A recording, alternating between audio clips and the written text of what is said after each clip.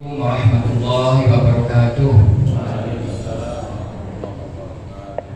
Alhamdulillahilladzi hadana li hadza wa ma kunna linahtadiya laula an hadana Allah. Asyhadu an la ilaha illallah wa asyhadu anna Muhammadar Rasulullah. Allahumma shalli wa sallim wa barik ala Muhammad wa ala alihi washabihi ajmain. Pengerasnya sudah jelas apa belum? Jelas apa enggak? Kalau belum jelas nanti lapor ke Pak Bos Sapodadi, suruh beli apa lagi ya Pak. Siap ya Pak Tresno, Pak Tresno ya. Biasanya ini yang sering komentar ketua PCM yang masalah mic. Tapi mic ini cukup jelas dan untuk musola kelihatannya sudah representatif. Saya diberi amanat ini oleh ketua PCM karena ketuanya beliau ya, saya sampai nawatona semampu kita nih Bapak Ibu nggih. Kita hanya berbagi pengalaman dan nanti kalau ada sesuatu yang berbeda silahkan untuk didiskusikan. Materi ini saya persiapkan kemarin sore, siang sampai sore. Sumbernya ada 3. Yang pertama dari buku Gagasan Dakwah Pendekatan Komunikasi Antar Budaya karya Abdul Wahid. Kemudian saya itu penggemar Pak Fakhrudin Faiz. Itu beliau adalah orator yang menguasai tentang filosof dari UIN Yogyakarta. Kemudian saya juga kemarin bersinggungan dengan tokoh-tokoh budaya Jawa Tengah di Semarang selama 1 minggu. Saya sedap juga ilmunya yang juga akan saya bagi pada pagi hari. Allah berfirman, "A'udzubillahi minasyaitonirrajim." Itu sudah ditulis ini Bapak Ibu di tulisan saya. Di Quran surat An-Nahl ayat 125, "A'udzubillahi minasyaitonirrajim. Ud'u ila sabili rabbika bil hikmati wal mau'izatil hasanah wajadilhum billati hiya ahsan inna rabbaka huwa a'lamu biman dhalla 'an sabilihi wa huwa a'lamu bil muhtadin." Ud'u, setelah manusia ila sabili, kepada jalan Rabbika, Tuhanmu, bil hikmah, dengan hikmah, artinya dengan tutur kata yang berbobot dan bisa dibuktikan.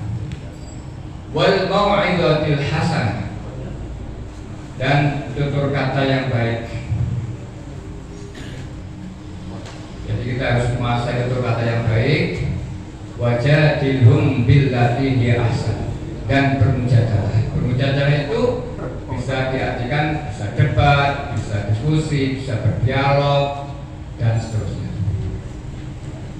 Kalau sekarang mungkin berkembang lagi menjadi fasilitasi, ada coaching, ada mentoring. Nah, itu banyak sekali dari pengembangan mujadalah. Bapak-bapak, ibu-ibu, jamaah semua, dakwah itu adalah salah satu ukuran persyaratan kita berhasil atau tidak. Itu menurut penilaian manusia tapi ya. Penilaian manusia berhasil tidaknya dakwah ketika yang disampaikan itu diterima dan dipraktekkan. Kalau belum dianggap gagal menurut manusia. Betul nggak Bapak Ibu? Tapi menurut Allah bagaimana? Belum tentu. Belum tentu. Nabi Nuh Bapak Ibu, Nabi Nuh itu berdakwah ratusan tahun, tapi cuma dapat umat 80. Ranting Sidang Sari umatnya ada 80 nggak Pak Utoyo? Lebih ya? Berarti lebih Nabi Nuh Pak Utoyo, tenang saja, nggak usah minder gitu ya. Cincin, wah Pak, ratusan sekarang ya, dengan calon-calon cucu-cucunya nanti maksudnya. Itu jadi menurut Allah itu sebenarnya prosesnya ya prosesnya, bukan hasilnya. Tapi kalau menurut saya memang ukurnya dari hasil. Tapi kita juga ingin bahwa dakwah kita itu berhasil dan Allah Rasulullah itu senang sekali kalau umatnya banyak taat pada Allah. Tapi seandainya upaya kita itu kok belum berhasil, ya kita tidak usah putus asa, rendah diri dan sebagainya, tidak usah. Karena masing-masing daerah punya karakter sendiri. Semakin sulit tantangan, semakin besar pahalanya, insya Allah. Ada 3 hal tadi. Yang pertama, dengan apa Pak? Kita berdakwah dengan hikmah. Yang kedua dengan mau'izah hasanah. Yang ketiga dengan bermujahadah. Nah Bapak Ibu, untuk bisa mewujudkan 3 hal tersebut, kita perlu memperhatikan beberapa hal. Yang pertama, tujuan dakwah. Yang kedua, kompetensi pendakwah. Yang ketiga, materi. Yang keempat, metode dakwah. Bapak-bapak, ibu-ibu, ketua ranting, PCM dan sepuan-sepuan senior saya yang saya hormati, tujuan dakwah harus kita rumuskan dulu supaya kita kompak, ya, supaya ada persamaan persepsi sebenarnya dakwah itu tujuannya apa. Nah, kalau menurut buku yang saya baca itu dalam komunikasi antar budaya karya Abdul Wahid, tujuan dakwah adalah sebagai berikut. Pertama, menyelesaikan problematika umat. Ini yang sudah berhasil Joko Karyan yang perlu kita tahu ya. Joko Karyan itu ada sekitar 40 biru. 40 biru melayani umat. Dilayani semua. Urusan perjodohan ada Pak Mas Surya. Urusan buat soto ada sendiri. Urusan untuk minuman jamaah sholat subuh ada sendiri. Urusan jenazah ada sendiri. Urusan anak-anak belajar kitab ada sendiri. Fikih ada sendiri. Konsultasi agama ada sendiri. Ada sekitar 40. Masjid dengan ada berapa? Belum. Sudah dirumuskan? Belum ya. Nanti dirumuskan untuk pertemuan satu saja dulu. Kita ditunjuk oleh Pak Ketua PCM itu Mulyasari ya, siap-siap. Nanti setelah Ramadan kita coba kumpul tim boknya untuk menyusun tujuannya dulu, kita rumuskan, kemudian kita membuat instrumen-instrumen. Yang belum ya mulai jalan, jangan menunggu Mulyasari. Ya, biru-biru sudah mulai. Al-Azhar baru berapa ya? Baru 6 atau berapa? Kalau di lingkungan Al-Azhar itu minimal sekitar Al-Azhar itu yang dibandingkan Pak Iran, Pak Mukhlis itu ya. Kalau orang meninggal itu sudah tidak apa-apa, nggak keluar biaya apapun, semua di-cover oleh masjid, oleh Pak Gulbar. Kalau saya total itu hampir 1 juta Pak Iran ya. Duduk manis yang keluarga meninggal itu, urusan apa menghubungi keluarga, ambulan, payung, wah semua cover sekitar 1 juta. Nah, ini masjid yang bisa melayani ini tentu saja akan diterima oleh masyarakat, dekat dengan masyarakat. Jadi masjid itu berdampak pada masyarakat, jangan eksklusif. Ya, Muhammadiyah coba mulai inklusif, bergaul dengan masyarakat, apa problem di masyarakat, cari akar masanya, coba cari solusi. Masing-masing daerah mungkin beda-beda, ya, tidak bisa disamakan antara Al-Azhar dengan Masjid Baitur Rahmah gitu. Cuma intinya sama, harus mencari akar masalah yang dibutuhkan oleh masyarakat. Yang kedua, membangun masyarakat Islam. Ya, seperti cita-cita Muhammadiyah itu tidak mendirikan negara Islami, tapi membangun masyarakat Islam. Mulai dari pakaiannya dibimbing, mulai senang sholat berjamaah, dimotivasi anak-anak mengaji, malam-malam itu mulai iktikaf. Bapak-bapak ibu-ibu masjidnya ada yang iktikaf gak malamnya? Ada gerakan iktikaf? Kelihatannya tahun depan perlu Pak gerakan iktikaf cabang Pak. Misalkan malam ini tuan rumahnya mana, dia agak ada gerakan menurut saya.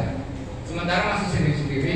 Kalau saya karena kebetulan dekat Al Azhar ya, alhamdulillah yang itikaf di Al Azhar itu jam 1 sampai jam 3 anak muda banyaknya. Bentar, Mas. Ya. Kalau bisa cabang mengkoordinir walaupun dengan biaya. Ya, siap. Lanjut semua ada dananya Pak. Anak saya di Bandung juga itu.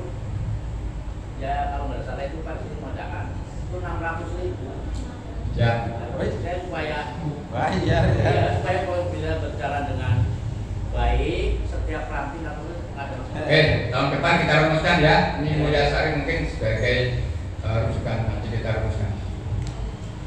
Terima kasih Pak. Haji Kriwo, haji kecil ya Pak ya, baru umroh. Haji Abdul Lansam. Selamat ya Pak Kriwo, kemarin belum sempat nengok ya. Selamat ya Pak ya, setelah umroh. Ya jadi intinya kita membangun masyarakat Islam, mendorong masyarakat mengikuti kebenaran. Ya biar tahu, oh caranya sholat yang benar itu seperti ini. Masjid Muhammadiyah punya karakter sendiri. Sholatnya enggak, ya cepat boleh sebenarnya, tapi jangan terlalu cepat. Terawihnya ya jangan 7 menit.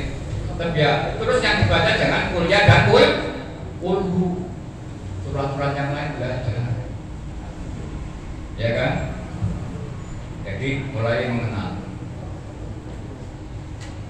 pemahaman hakikat Islam, akidahnya diperkuat itu supaya tidak usah mendatangi lagi tempat-tempat persembahan jin, ya perbuatan dan sebagainya. Dia mulai mengenalkan bahwa hidup mati kita karena Allah itu terus kita kembangkan dan menjaga umat memegang nilai-nilai kemanusiaan yang berbasis Al-Quran dan As-Sunnah. Ya. Misalkan gini ya, kita ada jamaah yang sakit, ya contoh kita peduli kemudian menengok. Tadi malam saya menengok anaknya Pak Muklis yang kemarin kecelakaan. Tapi alhamdulillah sudah mulai membaik, tidak celaka. Kemarin kita ngurusi Pak Geri A sampai Z, keluarga sampai. Itu kalau pengurus masjid itu peduli terhadap jamaahnya, insya Allah masjidnya mampu.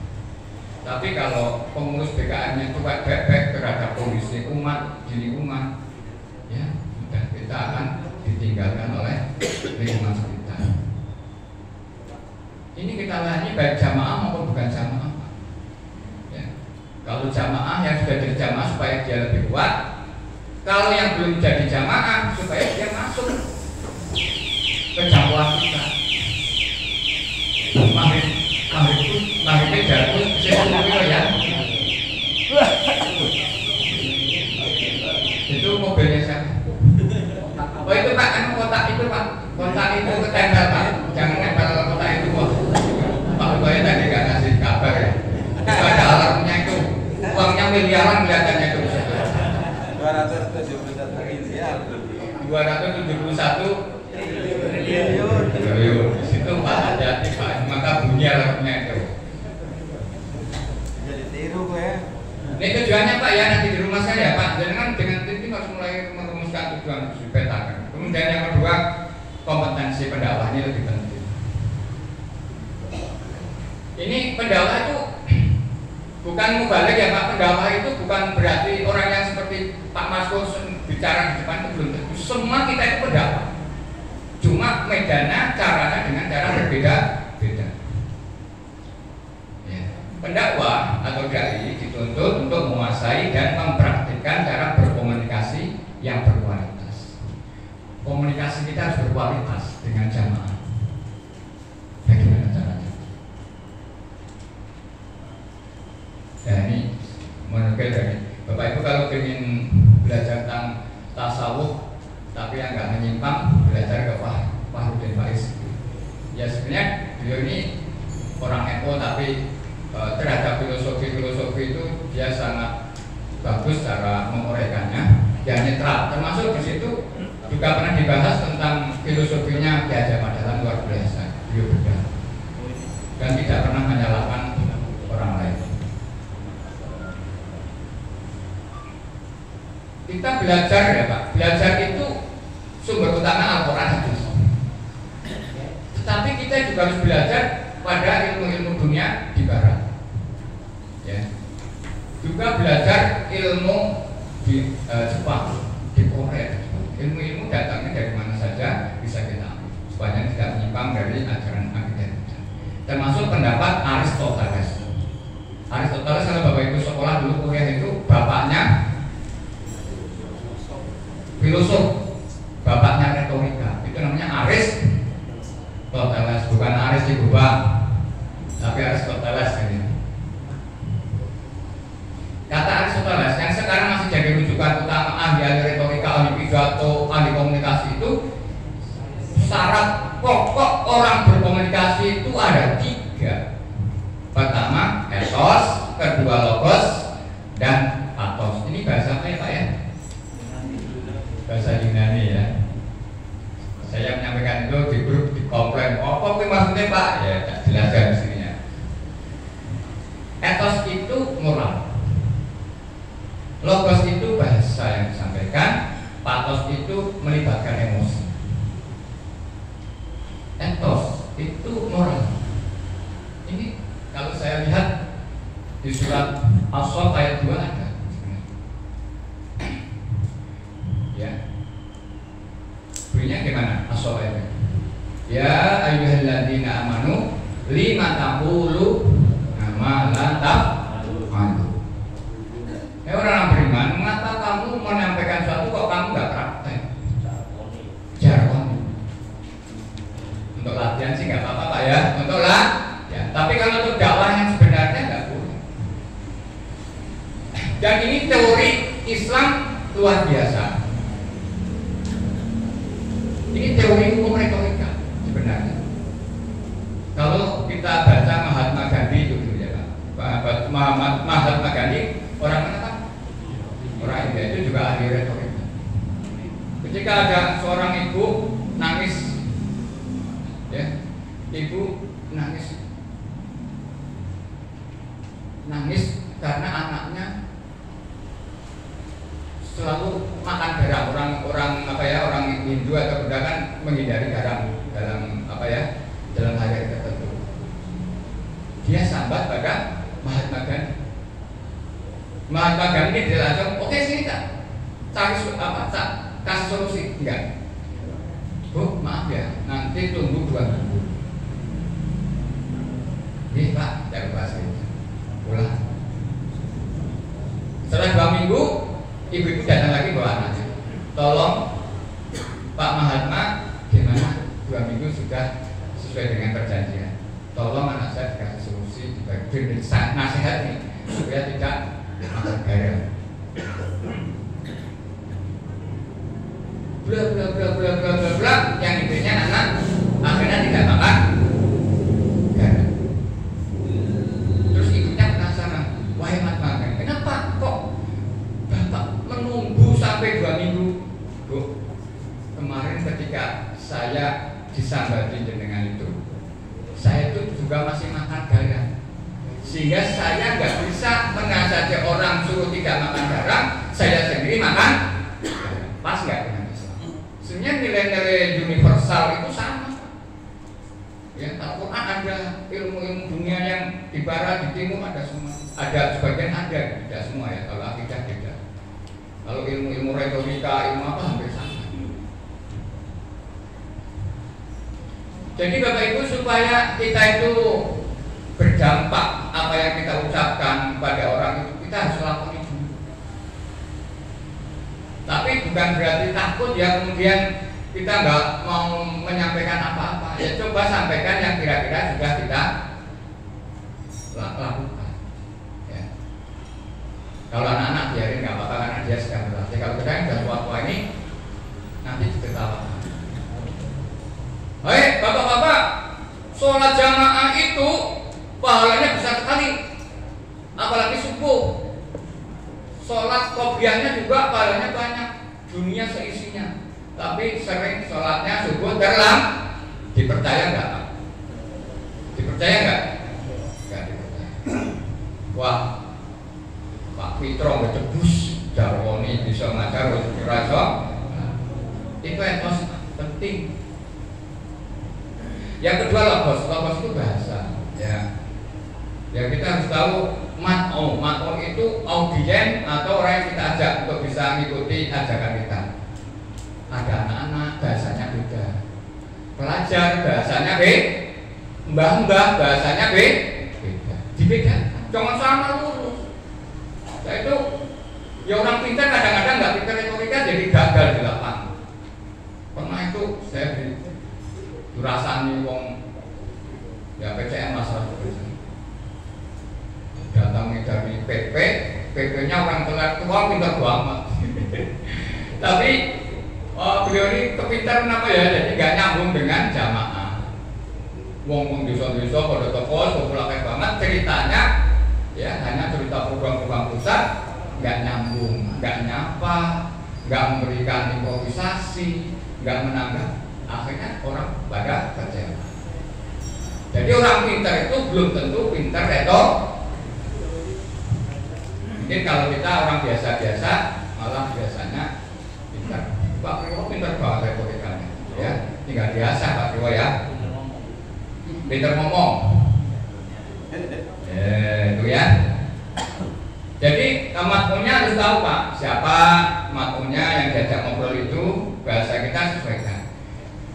Pidato ceramah di mimbar ketika khutbah Jumat beda dengan ketika kita di lapangan dengan jamaah yang banyak. Kalau sama orang awam di lapangan banyak jangan terlalu lurus, harus ada improvisasi banyak. Silakan masing-masing punya karakter sendiri. Kalau saya karena suara saya kurang bagus Pak sebenarnya untuk ceramah itu karena bassnya saya itu kurang. Saya itu pernah lomba pidato di Kabupaten Purworejo juara 3. Kalahnya dengan juara 1 itu katanya gurunya dengan suaranya ampak. Ya itu kita suara nggak bisa saya ulah-ulah kalau kayak gitu. Malah dengan yang juara 1 itu dalam suaranya apik. Dan ini teksnya saya nggak kalah katanya. Teksnya kamu bagus banget teksnya, tapi kamu suaranya kurang Wah angkat. Maka ya tahun berapa ya? Tahun 95 di Purworejo. Dalam rangka pertasibut kencana saya, ya. PLKB dulu ya terkenal sekali. Menteri PLKB zaman dulu masih ingat ya? Haryono. Apa kok menteri zaman biar banget? Siki menteri ini siapa? Balil. Berapa lah?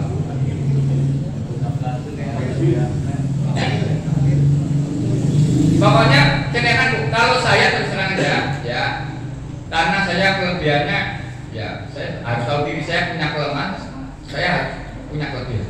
Masing-masing orang punya kelebihan sendiri-sendiri ya.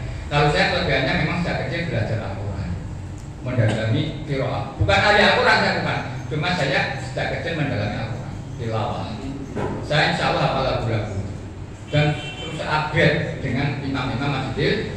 Itu juru saya. Jadi jangan kaget mesti karena Pak Satu nang lapangan mesti orang baca Al-Quran, karena itu udah rumus saya.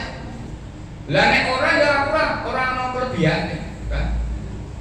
Kadang-kadang nyanyi, tapi nyanyinya biasanya ya tak penggok-penggok asli nih ya. Jadi saya kalau di lapangan menyambut anak orang-orang dengan lagu lah orang-orang dapat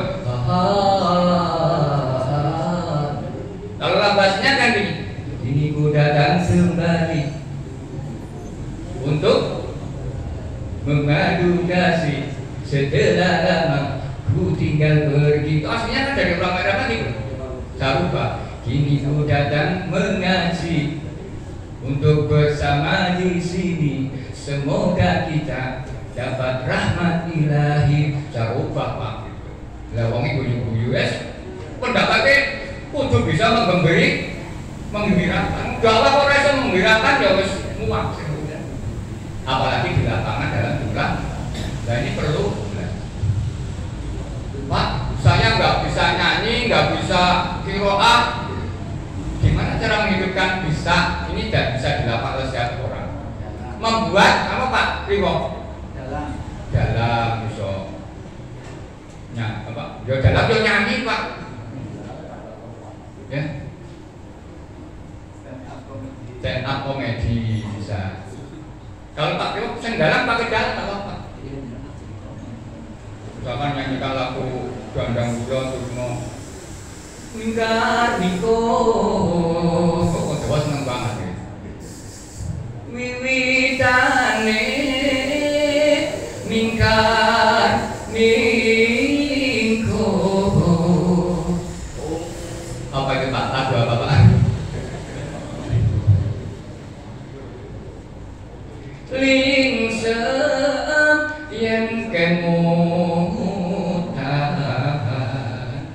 Itu orang Jawa, orang wong Sunda. Sing cah saiki ora dadi. Nek cah saiki senengnya stand up komedi tadi ya. Pak Tohir bisa memberikan contoh stand up komedi siapa yang punya? Boleh Pak. Bagi yang nggak bisa lucu-lucu, karena sebenarnya stand up komedi itu nanti suatu saat mungkin kita bisa pelatihan undang ahli stand up komedi. Sebenarnya Muhammadiyah banyak punya ahli stand up komedi Pak. Gimana cara? Ya, misalkan kita buat setting dulu, ya. Kita buat punchline. Punchline itu bagaimana orang itu bisa tertawa, ya. Ada roasting itu nggarap orang, tapi orang yang digarap itu nggak marah. Ya. Ada lagi istilah namanya echo. Terus kalau orang tertawa meledak, namanya apa? Bom. Itu Bapak bisa belajar. Ya, jadi sebenarnya stand up comedy itu adalah bukan pelawak dia, tapi membuat skenario yang bisa supaya orang tertawa. Contoh gini ya, teman-teman, saya itu punya pengalaman menarik settingnya di SMA waktu SMA. Saya itu punya teman yang luar biasa jahilnya, apalagi dengan guru IPS perempuan. Nah, suatu saat dia mulai operasi jahilnya. Ketika mau masuk mata pelajaran IPS, dia memasang permen karet di kursi ibu. Pasanglah karet itu. Oh, pasang. Bel berbunyi, ganti pelajaran. Ditunggu 10 menit tidak datang, tiba-tiba datang. Kok laki-laki? Loh kok Pak Santoso? Pak Santoso adalah guru olahraga yang paling galak. Oh, Pak Santoso datang kelas. Assalamualaikum warahmatullahi wabarakatuh. Waalaikumsalam. Anak-anak, hari ini Ibu Mus nggak bisa hadir karena sakit. Saya menggantikan. Oh, Pak Santoso berjalan, kemudian Pak Santoso duduk di kursi. Dan dia kaget ketika mau bangkit. Ternyata permen karet ada di sana. Marah. Hei, siapa yang mau pasang karet ini? Pucat. Teman saya yang musik pun ikut pucat. Semua diam. Nah, kemudian awas, kalau tidak ada yang mengaku, saya punya ilmu yang membuat aku tahu siapa sebenarnya. Dan ketika aku tahu, maka kamu akan mendapatkan hukuman sangat berat. Tapi kalau kamu ngaku sekarang, kamu akan mendapatkan hukuman yang lebih. Semuanya pada bingung. Akhirnya teman yang dari itu, Pak, saya. Oh, kamu ya? Kamu ya? Oke, nggak apa-apa. Silahkan. Sekarang kamu hukumannya ringan ya. Cuma menghormati bendera sampai jam 12 malam di lapangan. Silahkan. Oh, contohnya gitu ya. Jadi membuat punchline itu ketika alur cerita itu dibelokkan. Dikira anaknya yang gumus yang akan masuk kelas, tapi yang masuk orang lain. Contohnya gitu. Saya bukan stand up comedy, teori sedikit tahu lah ya. Ada punchline, ada roasting itu nggak orang. Itu kalau dengan seneng wayang Sengon Nugroho itu ya, siapa yang seneng wayang Sengon Nugroho, itu roastingnya luar biasa. Atau kalau dalam ceramah itu Anwar Zahid itu merosting anak-anak itu, tapi nggak marah karena dengan hati. Kalau Bapak Ibu ngaji bisa merosting jamaah, tapi dengan tulus supaya nggak tersinggung. Misalkan gini ya, siapa yang sudah membaca Al-Quran hari ini khatam? Nggak ada yang tahu. Berapa Bu jenengan? Saya baru 1 juz. Saya baru setengah juz. Ya siapa? Tapi yang pengen lebih swarga ya Bu ya. Jadi kita kadang-kadang membuat orang lucu. Ya, contohnya gitulah, banyak sekali model-model dari stand up comedy. Nanti Bapak Ibu satu saat berlatih bareng nggak apa-apa ya, membuat stand up comedy yang lucu-lucu dalam rangka untuk dakwah tentu saja. Ya, juga kita bisa buat pantun, ya. Pantun dengan Jawa ya, yang di bahasa Jawa. Godhong jambu puthuk di pangan nur. Bapak Ibu lek ngantuk ning aja ngiler. Oleh ngantuk ning aja. Gawe iki itulah. Pak, kok bisa. Jadi bagaimana Pak Bu ya suasana dalam dialog interaksi dengan orang itu bisa hidup. Juga Bapak Ibu kalau ceramah itu jangan hanya mulutnya aja, matanya juga natap ya Pak, tangannya bergerak, ya kan? Body language-nya jalan, blocking tempat mixing ini Pak, mixing juga penting, itu masuk dalam pengolahan bahasa. Kalau korek Pak, kalau korek juga ada mixing. Kalau suara rendah, Alhamdulillah minasyaitonirrajim dekat. Kalau nada Jawa,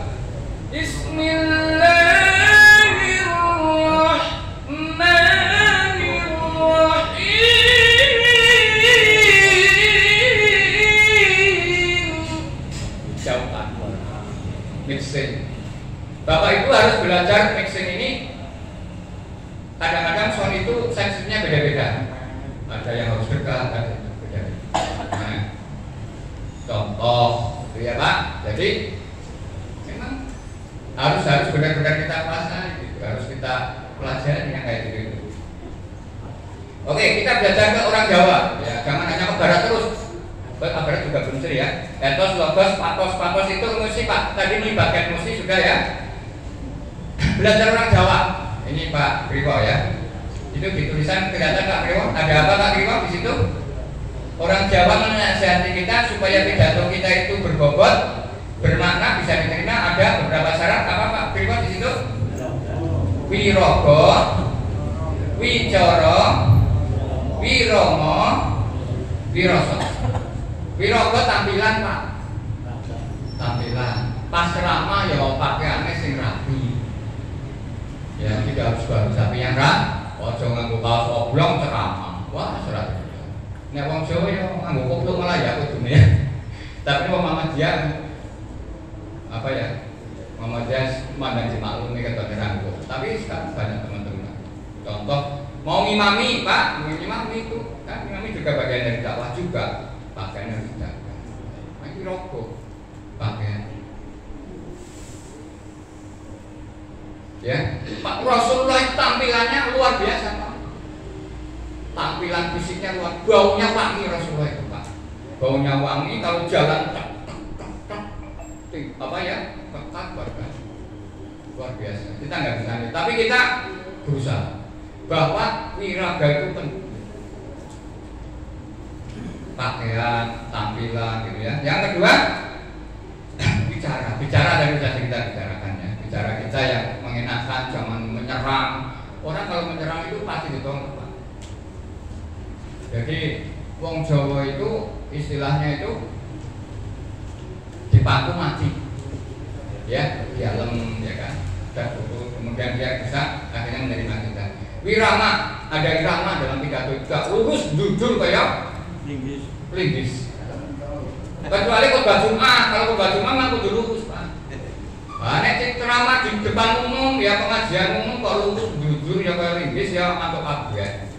Apa maning lapangan dirasani kok. Ngapa ngoptok apa? kemudian perasaan jaga perasaan, menautkan tadi ya. Kalau dalam teorinya Aristoteles namanya pathos. Yang ketiga, yang berikutnya Pak, materi itu ya. Materi pokok Bapak Ibu kuasai. Minimal yang akan disampaikan harus kuasai dulu. Jangan berjondak. Bisa pegang tapi jangan terus baca terus. Saya hari ini pakai panduan tapi saya tidak melihat terus. Bisa. Bapak Ibu ketika membaca kitab boleh baca. Tapi jangan terus baca itu terus kayak gini terus. Gak pernah menatap zaman. Betul tak? Oke. Itu ada saatnya menatap zaman. Materinya ada akidah, ada syariah, muamalah, akhlak, dipilih. Kalau Pak Mas Dur itu kan orang yang ahli di kita, Pak Haji Muslimun, Pak Haji Tarhawi, itu ya biasanya milih kitab-kitab yang agak tinggi seperti akidah, ya syariah gitu ya. Kalau saya karena tidak begitu menguasai ilmu turos ya, ilmu kitab itu, ya paling banyak mengangkat tentang muamalah dan akhlak. Jadi Bapak Ibu bisa pilih materinya. Jangan memaksakan menyampaikan materi yang tidak kita kuasai. Nanti kepercayaan orang kurang. Yang ketiga, metode dakwah. Ya, metode dakwah adalah cara-cara tertentu yang dilakukan oleh seorang dai komunikator pada makhluk komunikasi untuk mencapai satu tujuan atas dasar hikmah dan kasih sayang. Bentuknya bisa padiah individu. Bapak Ibu dakwahnya tidak harus dengan barang orang banyak, individu Pak. Contoh individu. Ketika kita mendatangi orang sakit, individu. Kita datang ke rumah ngobrol, ya dalam rangka pendekatan ngobrol apa aja. Semua pertanyaan ya ngobrol tentang pertanyaan. Setelah itu dikirim masalah. Dengan preman itu pendekatannya harus individu. Jangan dijauhi. Preman datang, kita bawa sesuatu, jajak ngobrol. Manut Pak. Kita sudah kita buktikan. Orang sekeras apapun, ya. Sama sudah banyak praktek ya. Orang sekeras apapun, ketika kita datangi, kita bawa sesuatu, jajak ngobrol dengan baik hati, dengan rasa tulus, ikut Pak. Gak akan melawan. Apalagi kalau kita sudah punya nama ya, nama orang aktivis Muhammadiyah, itu pasti akan dihargai. Saya yakin itu Pak. Tapi jangan tangan kosong ya Pak ya, tangan kosong ya. Dan jangan dalili. Kadang-kadang gini ya, orang belum dekat dengan kita dihajar dengan dalil. Dia ngasih berikut Pak, tak tahu nama masjid, ngerokok loh Pak. Ayo, layu. Jangan ngobrol ke situ dulu. Kasih hati, ngobrol-ngobrol. Dan Pak, menurut dengan sholat jamaah bagus gak ya? Oh iya nih Pak, bagusnya menurut saya. Suruh mereka ngomong voice. Jangan aja mau cerita rantai-rantai, blenger orang. Justru kita membuat pertanyaan pemantik yang membuat dia menjawab sendiri. Itu namanya coaching Pak. Nanti suatu saat latihan coaching nggak apa-apa. Jadi supaya orang itu mengikuti kita itu, kita jangan dalili menyeramai buroni. Orang muak, walaupun dia itu apa ya? Dekat dengan kita pun apalagi yang tidak. Jangan beri sesuatu, buat pertanyaan pemantik supaya dia itu mengeluarkan suaranya. Dengarkan, cari kata kuncinya, tembak pertanyaan lagi, akhirnya dia oh iya ya ternyata sholat jamaah pentingnya Pak. Terus caranya gimana Pak? Bla bla bla. Itu namanya metode coaching Pak. Itu ada pelatihan khusus. Kemudian itu bagian ya Pak, individu. Jangan fokus ke orang banyak. Individu itu orang-orang yang orang yang umat dakwah namanya ya, umat yang target kita yang belum senang ke masjid. Kemudian umat amah itu sering kita bicarakan di lapangan dan seterusnya. Secara umum banyak ya, tadi sudah banyak kita singgung. Kemudian di lisan kita dengan ngobrol-ngobrol itu jenisnya banyak banget Pak. Bisa mentoring, fasilitating, ada tadi coaching, kemudian ada training, macam-macam Bang. Ini belajar kita ada waktu tertentu. kita mendatangi orang itu dengan teknik apa? Dengan coaching kah? Dengan mentoring kah? Dengan fasilitating kah? Wah, ini juga masuk ke dunia. Memang begini jawab dikira sederhana, rumit Pak. Tidak sesederhana cuma atau bulan-bulan juga harus menyentuh hati orang. Kemudian ada bitadwin. Nah, kalau ini saya belum banyak lakukan Pak. Yang sudah lakukan itu Pak Maskur. Bitadwin, menulis. Saya kadang-kadang saja. Cuma ini dipaksa saya nulis. Saya dipaksa nulis, saya harus nulis kata Pak Maskur, satu Pak tulis. Tapi ya kalau ada kekurangannya minta maaf ya Pak. Kelihatan tulisannya masih banyak kekurangan. Karena saya tidak biasa nulis. Tapi saya sudah mengarang buku cerpen Pak. Jadi, kalau Bapak Ibu ada yang tahu buku karangan cerpen tentang spiritual saya itu bisa kasih. Pengalaman hidup saya itu saya buat buku cerpen mesin apa? Ada 10 judul. Nanti saya mau Apa? gratis. Gratis. Ada di rumah nanti kapan lagi. Pengalaman saya di pondok, pengalaman itu saya buat cerpen dan saya bukukan. Mungkin ke depan bisa saya asal lagi ya tulisan saya. Kalau Pak Maskur di dunia YouTube, Bapak Ibu bisa ya, dakwah lewat bitadwin itu. Cuma saya tidak fokus ke situ. Kemudian ada bil hikmah, pendekatan persuasif. Ini pendekatan yang lebih ke arah hati ya Pak ya, ke arah hati supaya orang itu ikut apa yang kita program. Demikian Bapak Ibu yang bisa saya sampaikan. Mudah-mudahan ya ini hanya bagi-bagi pengalaman ya. Mungkin dari yang saya sampaikan itu